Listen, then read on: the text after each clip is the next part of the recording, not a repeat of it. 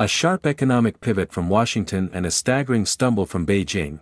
While China proclaimed tariff reductions as a triumphant gain, the United States under President Donald Trump was redrawing the contours of global trade supremacy.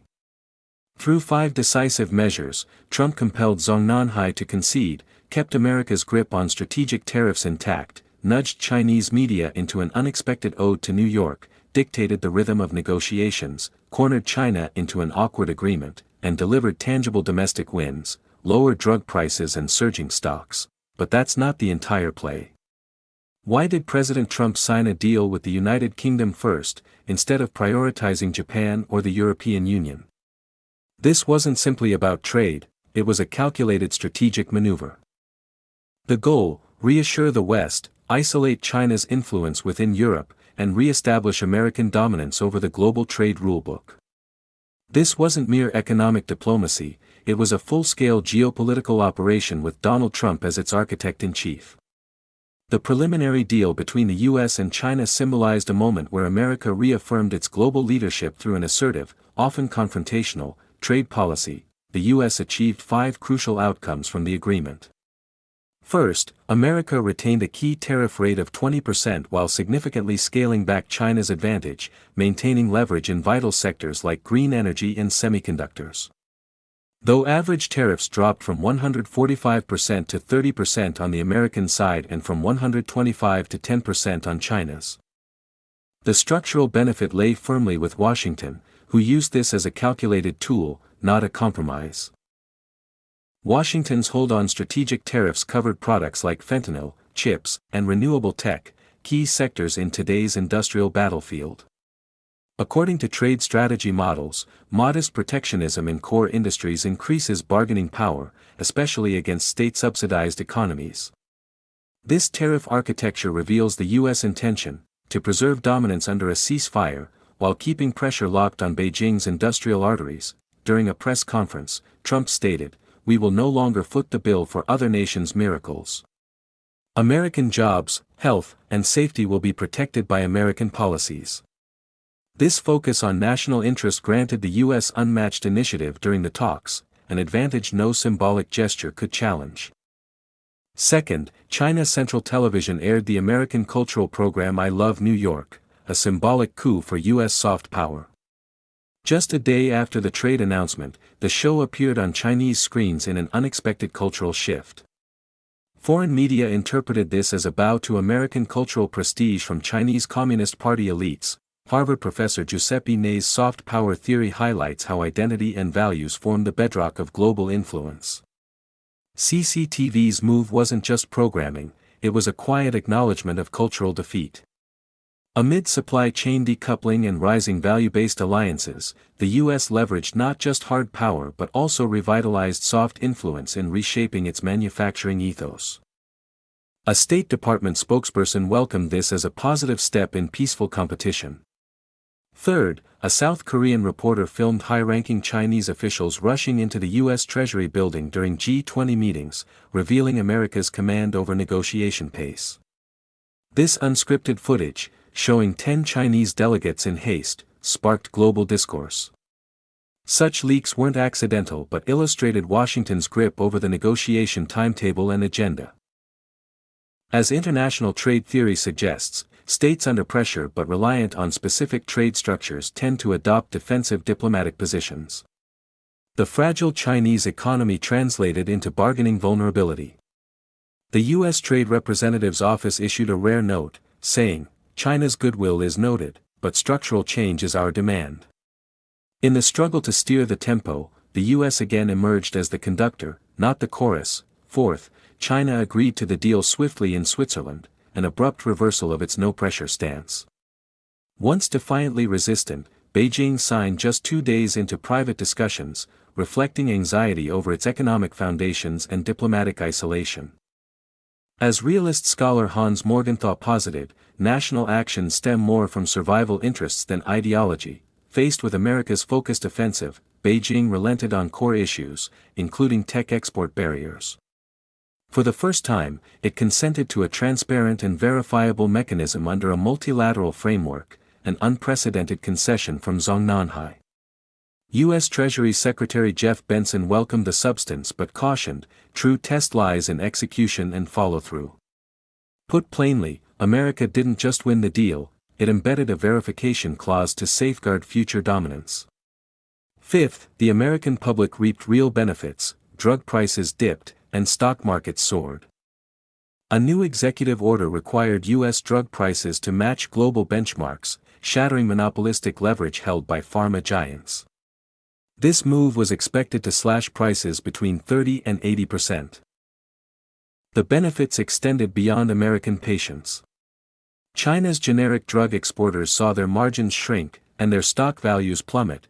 Wall Street Journal reported a sharp decline among China-listed pharmaceutical firms, indicating U.S.-driven upheaval in the global health sector. Concurrently, all three major American stock indices surged, with healthcare, e-commerce, and semiconductor sectors leading the charge. Chinese-American investors in tech and pharmaceuticals emerged as direct beneficiaries.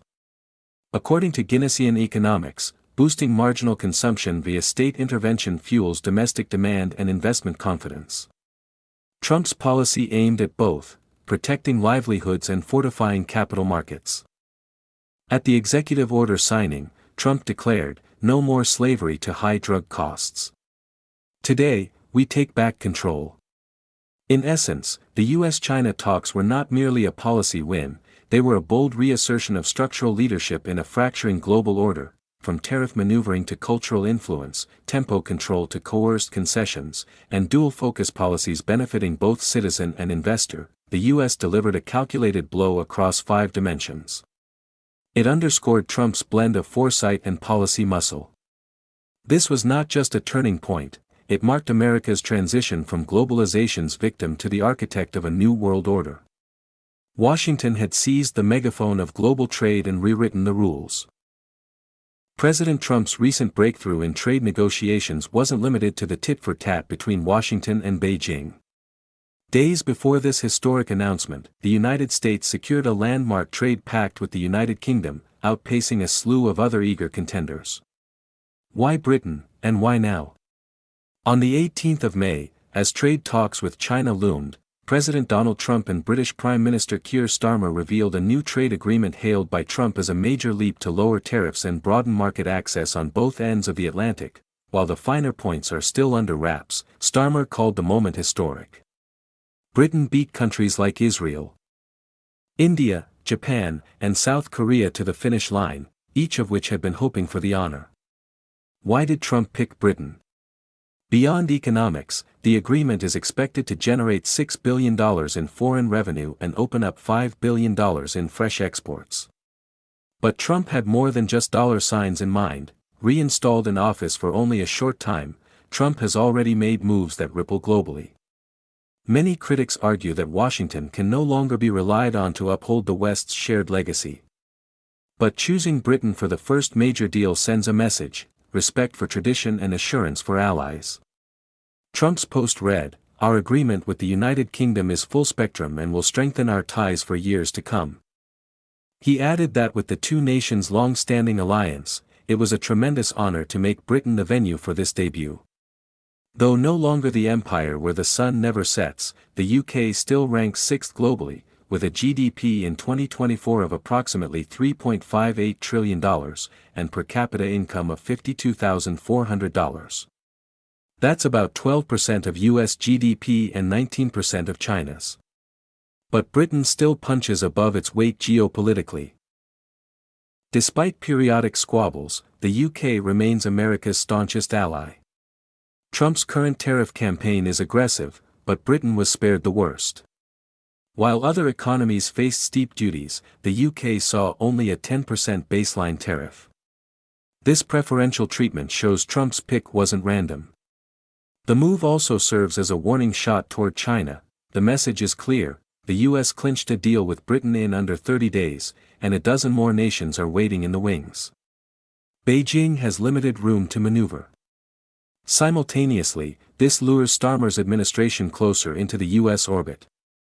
Labour regained power last July after 14 years, launching a progressive realism foreign policy with a fresh diplomatic tone toward China. Key ministers resumed economic dialogue that had stalled for 6 years. this February, China's foreign minister visited the UK for the first time in a decade, reviving a strategic dialogue that had been frozen for 7 years. In April, Britain's trade minister and military chief both visited Beijing, a double engagement not seen in 10 years. But trouble brews. In April, UK Finance Minister Rachel Reeves scoffed at the idea of severing ties with China to appease Trump, saying she'd happily drive a Chinese-made EV despite spying fears. Trump, however, plans a trip to Beijing this year to thaw icy relations. Still, Washington is wary of Britain's balancing act. On May 3, Trump's trade advisor Peter Navarro told The Telegraph that Britain was China's obedient servant, failing to recognize Beijing's baited offers. He warned, if the Chinese vampire can't feed on America, it'll feed on Britain and the EU.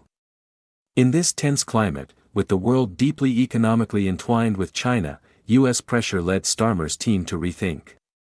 Reeves, who once sought warmer ties with Beijing, quickly reversed course, embracing Washington's trade agenda. The recalibration made the US-UK deal possible. The third strategic angle. A US-UK deal helps Washington negotiate with the EU. Trump's earlier term soured transatlantic ties. Despite US opposition, the EU, under Angela Merkel, signed a prized investment deal with China in 2020. Tensions have only deepened since. Trump's mediation in the Russia-Ukraine war has left Europe feeling sidelined. At the Munich conference in February, Vice President J.D. Pence slammed the EU. Trump demanded NATO countries increase defense spending from 2% to 3.5% of GDP and proposed 20% retaliatory tariffs against the EU. Unsurprisingly, Brussels bristled. In response, the EU threatened €59 billion in counter-tariffs on American goods, ranging from vehicles to liquor, and may even bring the issue before the World Trade Organization. Meanwhile, China exploits the discord, wooing Europe with promises and deals. Although post-Brexit Britain remains closely tethered to the EU, the Starmer government aims to restore military and economic partnerships. With the US-UK trade accord now in hand, Britain could act as Washington's conduit to Brussels. Commentator Wang He sums it up, clinching the UK deal in under a month is a geopolitical coup for Trump. The agreement not only sets a template for other countries to follow but also sends a sharp message to Beijing. As America redraws the global economic map, Trump's approach signals confidence, decisiveness, and a new playbook in power politics.